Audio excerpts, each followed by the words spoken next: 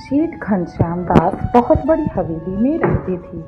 उसके पास 3 लड़के थे। पैसा, नौकर चाकर, घोड़ा गाड़ी तो थे ही, मगर उसे अपने खजाने में सबसे अधिक प्यार अपने 17 हाथियों से था। हाथियों की देखरेख में कोई कसर न रह जाए, इस बात का भी उसे बहुत ख्याल था। उसे सदा यही फिक्र रहती कि उसके मरने के बाद उसके हाथियों का क्या होगा। समय ऐसे ही बीतता चला गया और सेठ को महसूस हुआ कि उसका अंतिम समय अब अधिक दूर नहीं है। उसने अपने तीनों बेटों को अपने पास बुलाया और कहा कि मेरा समय आ गया है। मेरे मरने के बाद मेरी सारी जायदाद को मेरी वसीयत के हिसाब से आपस में बांट लेना। एक बात का खास ख्याल रखना कि मेरे हाथियों को किसी भी किस्म की कोई भी हानि न हो। इस बात की तुम्हें खास ख्याल रखना है। कुछ दिन बाद सेठ स्वर्ग सिधार गया। तीनों लड़कों ने जायदाद का बंटवारा भी कर लिया। पिता की इच्छा अनुसार उन्होंने सब कुछ बांट लिया, मगर हाथियों को लेकर सब परेशान हो गए। कारण था कि सेठ ने हाथियों के बंटवारे में पहले लड़के को आधा, दूसरे को 1/3 और तीसरे को 9वां हिस्सा दिया था।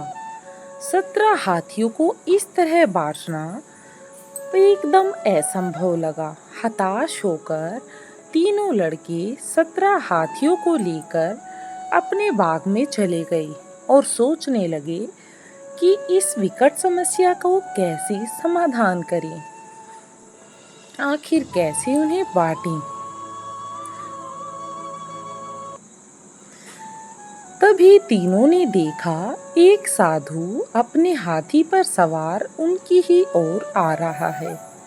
साधु के पास आने पर लड़कों ने प्रणाम किया और अपनी सारी कहानी साधु महाराज को सुनाई।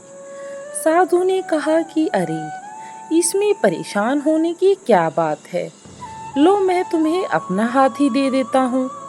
सुनकर तीनों लड़के बहुत खुश हुए।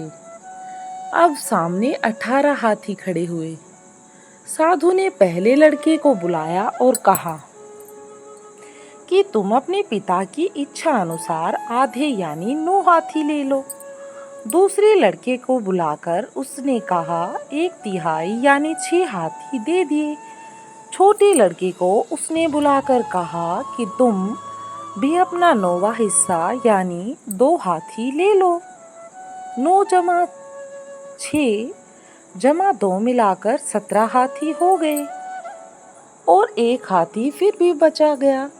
लड़कों की समझ में यह गणित बिल्कुल नहीं आया और तीनों साधु महाराज की ओर देखते ही रहे। उन सबको इस हालत में देखकर साधु महाराज मुस्काए और आशीर्वाद देकर तीनों से विदा ली। अपने हाथी पर जिस दिशा से आए थे उसी दिशा में वापस चले गए।